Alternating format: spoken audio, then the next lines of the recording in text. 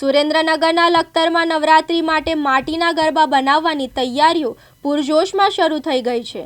નવરાત્રી પૂર્વ લખતરના કુંભાર શેરીમાં રહેતા 36 કાંઠાના કારીગર કહેવાતા અમરશીભાઈ દેવજીભાઈ લખતરિયાના પરિવારના લોકો છેલ્લી 5 પેઢીઓથી 64 કલામાંથી એક એવી માટીની કલા વારસો જીવંત રાખવામાં કામગીરી કરી રહ્યા છે। છેલ્લા કેટલાક વર્ષોથી ગરબામાં વિવિધ રંગોનો ઉપયોગ કરીને તેને સુશોભિત કરવામાં આવે છે। તેમાં આભલા, ટીકી, સિતારા, મોતી સહિતના આભૂષણોથી ગરબાને તૈયાર કરવામાં આવે છે।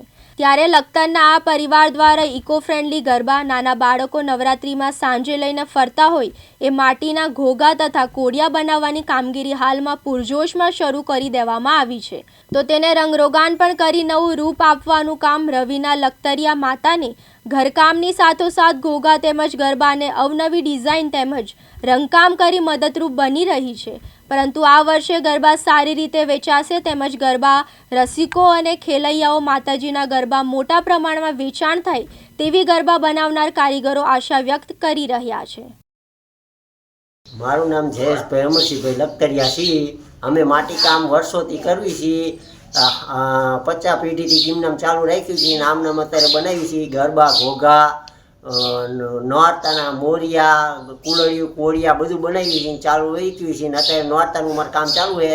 અઠવાડિયેથી આ મથવી છે, કલર કામ કરવી છે। જો છોકરી કલર કરે છે, ટોંગ લગાડે છે, ગરબાને અને ઘોઘાને બધાને કલર કરીને વેચશું ને 2 દી પછી અમારે નોરતાનું આવે એટલે અહીંયા દરવાજે લારી રાખીને ઊભા રહીશું। 2 દી વેચશું ગરબાને એવું વેચવા માટે ને આ અમારે પહેલેથી ચાલુ રહેશે। આ બધું વેચવી છે, તાવડી બનાવીને બધું બનાવી છે, ગરબા ઘોઘા ને બધું બનાવીને વેચવી છે ને ઓલું કરવી છે ને આ 2 દી વેચશું લારી રાખીને।